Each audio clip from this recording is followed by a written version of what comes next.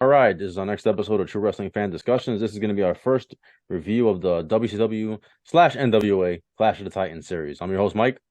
I'm Frank. Clash of the Champions. I'm sorry. Clash of the Titans was a damn movie. All right, go ahead. Could have called it this too, Yeah, with all the big guys they had. yeah. But yes, this is the inaugural Clash of the Champions, March 27th, 1988. Mm-hmm. This is Jim Crockett Promotions, Yep. NWA, NWA. Greensboro, North Carolina, 6,000 on hand. The way they sounded during this, it sounded like 40,000. I mean, this crowd was into every match they had. They drew a 5.6 Mm-hmm. rating on TBS. TBS, Back yeah. then, that's It's pretty really damn good. It's really impressive. good. Same. This is the same day as WrestleMania 4, by the way. Yeah, and didn't Dave Meltzer say this was better than WrestleMania Yep, 4? that's what he said. I mean, I disagree, but I disagree with a lot of things Meltzer says. I You know, disagree with 99% of what he says. this This was is not better than WrestleMania I 4. don't, I don't, I don't think it was. But then again, at that time I was a WWF fan. Maybe I'm a little biased. I don't know. No, I'm not Um, being biased. This wasn't better. this is part three of the NWA versus WWF war because it started at Survivor Series '87 when they sabotaged Starrcade. Vince sabotaged Starrcade and told the pay-per-view companies or the cable companies, I should say, if you don't carry Survivor Series, and you just go with Starrcade, we're not going to give you WrestleMania. So, which was messed up because back then there was only a few pay-per-view channels. It's not like there was a thousand pay-per-view channels. Exactly, yeah. Then part two of that war was Bunkhouse Stampede was going Hmm. on, and Vince gives the Royal Rumble free on USA Network, the inaugural Royal Yeah, Rumble. I remember that. So this is part three of that battle, the same day as WrestleMania. Oh, God. No wonder why Bischoff was bitter and wanted to crush him in the Well, Monday Night Bishop wasn't even Wars. here at that point. He No, wasn't I even know, but I'm saying here. later on, they probably Yeah. just put it in his, Yeah. put it in his head, kill these guys for us. Well, that's why I didn't feel bad for Vince later on. I don't feel bad for him. And he had the WCW tactics. Look what he was doing in the '80s. Exactly. And I'm going to show you why this wasn't better than WrestleMania 4 because there were a few blunders in this. And I'll get to that with the opening match. Now you had Jim Ross and Tony Schiavone doing the ringside commentary, Well, Bob Caudle doing the interviews. Our opening match was for the NWA television title, a college rules match, which it's a one count instead of a three count, and we have 3 5-minute periods. And this is the Mike Rotunda, the television champion, versus Jimmy Garvin.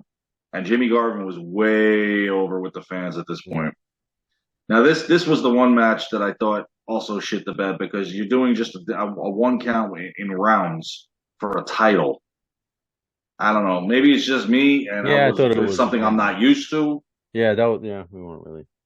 In round two, Sullivan tried to get involved. Of course, Kevin Sullivan, the Varsity Club, pretty much was in Hmm. existence at this point. But Precious, who was in Jimmy Garvin's corner, stopped him, and She Garvin went to laid him work, out. man. Oh yeah. She was in there with the she had Even the at the clothes hanger, ending, right? she was like, Yeah, "Yes, she was going crazy. my God, Yeah, sign this girl to a contract and get her to yeah, wrestle." I'm sure she was, or maybe who knows? I don't know too much yeah. about This is Precious. the end of the match that was chaotic, right? Everybody was in the ring. It was like a whole. Yeah, because the whole thing, Rotunda rolls up Garvin and gets the one count pin, Right, and then after the match, Rick Steiner came down right. He jumped in. and Precious hits him. She all of a sudden she comes out with a 2x4. Yeah, Like, where the hell did you get a 2x4? Hacksaw. I don't know. Yeah, right. Maybe he was at. I mean, it's almost like that comedian. What's his name? Sebastian Maniscalco. What he's talking about when people show up at your house now, and he brought. I don't know if you've seen it, but he comes up with the thing was, why does your mother have a sword? That's what I was thinking with Precious. I'm like, why the hell does she have a two by Yeah, that was four? crazy. And then she's got a clothes hanger on Kevin Sullivan. Yeah. I'm like, the hell with the match. This woman's making it. Hmm. That was the only part I really enjoyed, and I was laughing. I I'm was like, too. damn, Yeah, she's kicking the she was crap really out of them. going to work. So, following that match with Rotunda keeping the title, Bob Caudle interviewed Dr. Death Steve Williams, who just came back, and he's talking about the whole Magnum TA thing. He's talking about Dusty. Then he's talking about wanting the title shot. He was putting me to sleep. I thought it was a garbage promo. This is a terrible, terrible, It terrible was. promo. It was I trash. was never a Dr. Death Steve Williams fan. I tried. I couldn't. I never got it. He I know he was bored a me. legitimate badass and he was a Yes, legitimate he athlete. was. Jim Especially Ross in loved him. Japan. Yeah, Oh, but yeah. I never. I don't And know. I really didn't like him when he was in the bodyguard for Oklahoma back when WCW was really shit in the bed. Oh God, I forgot But about in any event, moving on. Our next match on the card was for the NWA United States Tag Team titles. that. The Midnight Express defending the titles against the Fantastics, Hmm. Bobby Fulton and Tommy Rogers. This match, it was kind of hard to decipher who the heel was. I don't think there really was one because the fans were into this match nonstop, Hmm. just loud as can be. 6,000 fans in Greensboro, like I said earlier, made it sound like 40,000. They really, really loved and were into this card. Hmm. And I'm trying to look at it and go, why? Maybe it's just the time That was frame back NWA then. territory back then, man. Huge NWA, yes. So, and I mean, this match started almost like a hardcore, with chairs and everything else. I'm like, how's this ref even keeping this, match going? Throw it out, whatnot. Finally, it normalized. We actually got back to a match. Um, I don't know if you saw this, but Stan Lane did one hell of an awful super kick to Tommy Rogers. I mean, he's lucky he even like got his neck or shoulder. I mean, it was so bad. And of course, Rogers is selling the kick. Um, Eating Bulldog Rogers on the table, I thought was funny because they're saying they broke the table, but yet the table was Mhm. unfolded and down. But we all okay. That's also equivalent to later on in the main event when they said they broke the table when Flair's head just went in and it fell down. Oh yeah, we broke the table. Whatever. Um, but pretty much, I mean, Fulton throwing out the original ref over the top rope is what did it. They got disqualified after Cornette, whipped Fulton with a belt, but overall the Midnight Express win the match by disqualification. Mm-hmm. So there's going to be a few clashes where we're going to see the Fantastics. We're also going to see the Bushwhackers or the Sheep Herders coming up in a couple of them. So the one thing I was looking forward to in this clash was I get to see the Powers of Pain and how bad the Road Warriors were treating them. But if you think that's bad, wait until you get the next interview, which is Eddie Haskell over there. What's his name? Ken Osmond, because they had the new Leave It to Beaver show. Yeah, people forget about that show. I used to watch it. I don't know if which you remember. one, the original or the new one? No, I used to watch both of them, but I watched the original. I watched the new one, and you know what people forget about? Because I think it was on the same channel. If I'm not, I could be wrong, but in New York, I think it was Channel 9. The Munsters Today. That's another show that's the one that went to color. Yeah, I remember that one. I used to watch that show. Which, by the way, I hate the Rob Zombie version that they put on. I didn't watch that. I pretend it never happened. You remember what happened to stuff from the 70s and 80s, right? When you try to remake it, you shit. Listen, once I saw Rob Zombie's Halloween, I promised never to watch any of his work ever again. So, first one was good. Second one was horrible. The first one was tolerable. Yeah. The second one was a piece of shit. Second one yeah. But don't leave my monsters alone. That show's a classic. So yeah, Eddie Haskell over there interviewing Jim Cornette, which they're talking about playing tennis and his mom and all this, whatever. And then, of course, Bob Caudle interviewing Gary Hart and Al Perez, who's challenging Dusty Rhodes for the NWA United States title. Following that, they had the Francis Crockett had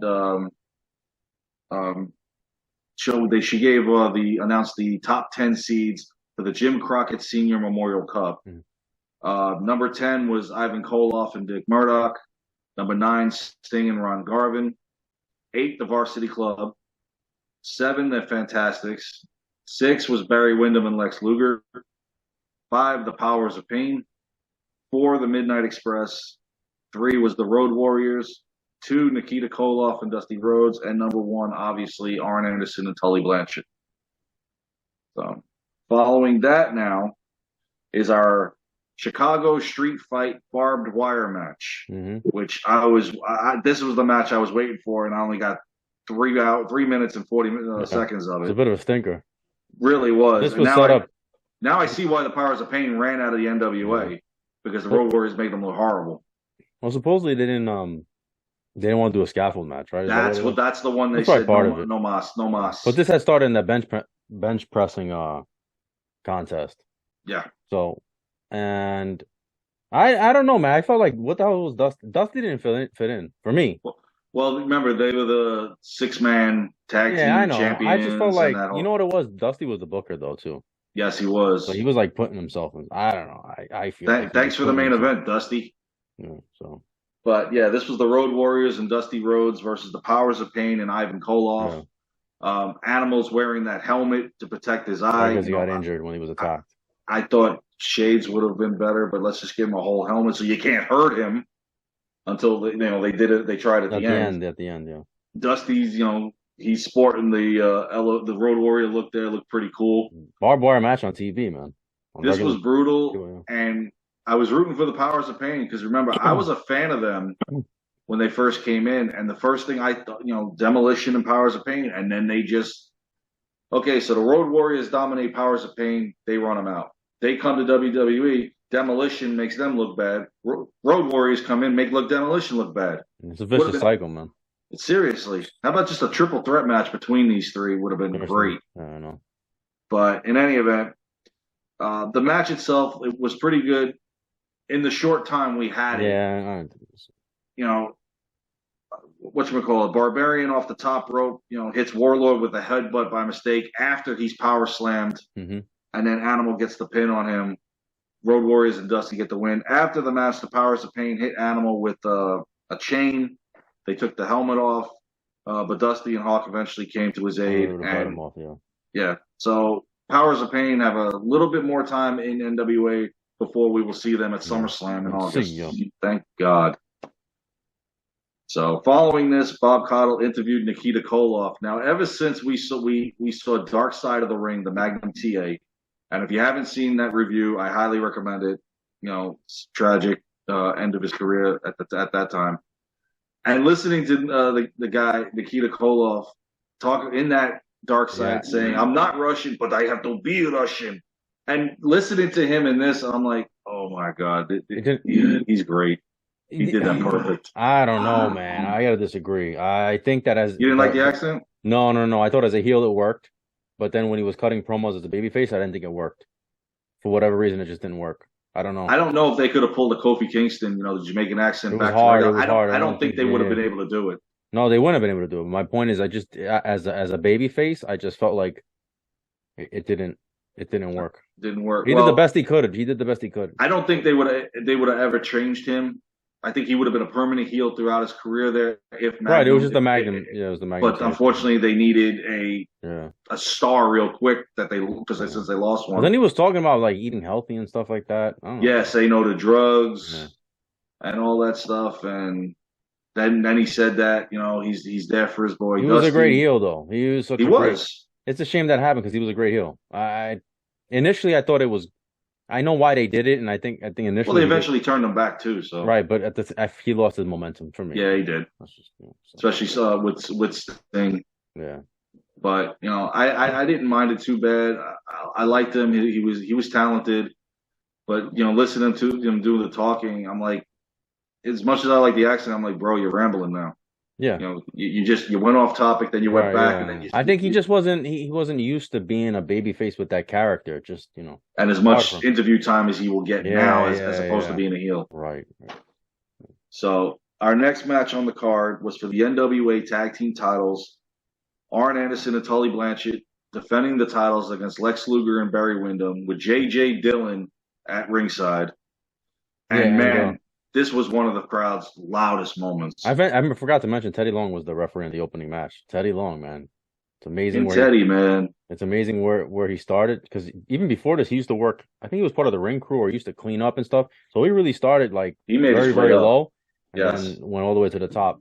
He was referee, then manager, and then he went to WWE, and I think he started out as a referee. Right. Then he eventually becomes the GM, and he was a manager GM. It's incredible. And then if you pissed him off, you're gonna go 1-on-1 with the Undertaker. Yeah. So it was a great career. Holler at me, player.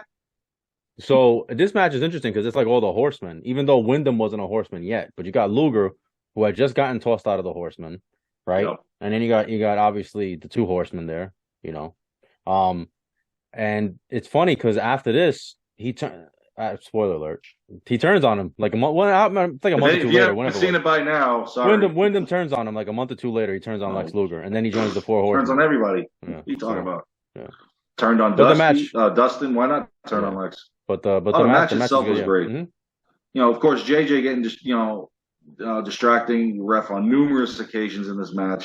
And it was weird seeing him here doing this, and then you remember him on Nitro and Thunder Right. as the commissioner or the official, and Completely I'm different like, character. yeah. Yeah. And so, like I said about the crowd, huge into this match, of course, Horseman Country, hmm definitely. This is where it got interesting because remember JJ Dillon held up the chair in the corner, and Lex just kind of like tossed Arn Anderson into it, so the chair hits him, and that's how he gets the pin. So no forearm, no submission, no nothing. JJ Dillon cost his boys the tag team titles, and Luger and Wyndham are the new tag team champions. Yep. And this wouldn't be the last we would see of JJ Dillon because he would be in the shark cage Yeah, in the shark cage later on. for the main event. And here we go.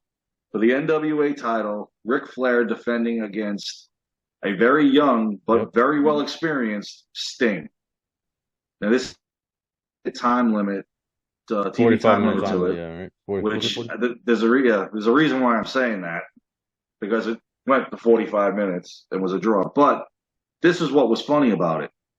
There were 5 judges. Yeah.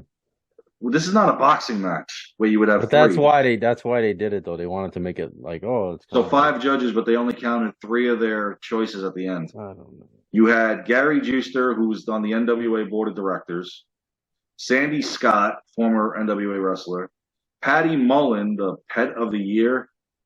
Do you care to elaborate? I didn't look that up. No, she was a model. Pet of the year? She was a model, Okay. yeah. Whatever. Then you had Jason Hervey. I thought it was Harvey, but it's Hervey from the Wonder Years. The hell was he doing there? I don't know. I know he's a big wrestling fan. I'm assuming TV. That was a TV. I think we've seen him one other time. No, he's been around. Yeah. He eventually becomes really close friends with Eric Bischoff, and then they go into producing like TV shows together much later on. He was a big wrestling fan. And then, of course, we got Ken Osmond, Eddie Haskell there at ringside. So we got 2 celebrities or 3 celebrities, and you would have thought they would have had wrestlers, right? Be the judges. Wouldn't that made sense? Wrestlers. Yeah. Well, they started off, okay, you got a board of director man, that's fine. You got a former wrestler in Sandy Scott, and then we just went off the rails. Oh, yeah. Might as well just pick the people out of the crowd for that matter. Seriously. But again, you have a match, we're going to have judges. And the reason why you already knew what was going to happen. Questioning that, yeah, I'm going to explain that at the end. Now, granted, this match, who was it that said this was the match of the year? I think it was one of the magazines that was said it that. Wrestling Observer or it was the Wrestling Observer, yeah. Okay. If this had an outcome, hands down, you got it. Yeah. But this ended in a time. It was, but no winner. Yeah, the draw. 45 minutes, and of then course they said like Flair's the winner, so because he kept the belt. But yeah, it was a draw. Technical. Well, if you want to go that way, yes, he is. I think they did. I think at the end they flashed the image. Then they flashed the image winner. Yeah, they used to do that winner with his little photo. Right. I mean, the match itself was great. They constantly did each other's moves. Yeah. Figure fours, the everything. I mean, Sting was just a barbarian. Sting was on the rise. Yes, Sting was on the rise. I mean, this is the match that made Sting in a lot of ways. Flair helped make Sting. And even though, yes, this match, I believe, skyrocketed him. Really put him on the map. He was on Flair's level. Hmm? And even though we're in Horseman country, man, they love their Stinger. Yep.